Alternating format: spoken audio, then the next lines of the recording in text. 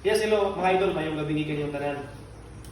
Turn over ang usa ka bata no, 5 years old. Wala sa kabalo sa apelyido niya o usa sa kabalo ahay lang ang lugar. I-turn over ni siya ni Sir Jeram Arellano Tamayo, usa ka tricycle driver.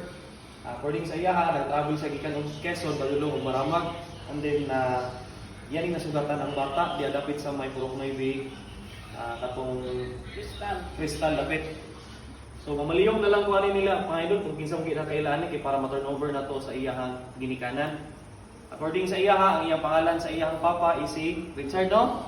Richard. Ang iyang mama si Yanyan na Pimentel. So pakitabang na lang mga idol kaya aron mauli ni siya sa ilahang balay. Salamat mga idol. God bless. Ingat. Karang dire pa paingon pa og kuan, paingon pa. Wagkaon. So sabaw. Sabaw.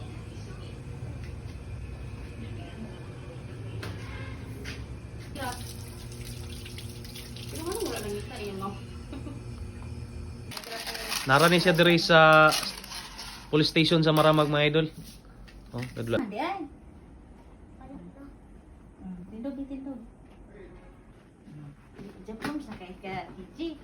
TG Monterde. Ah, gabuha na gaya.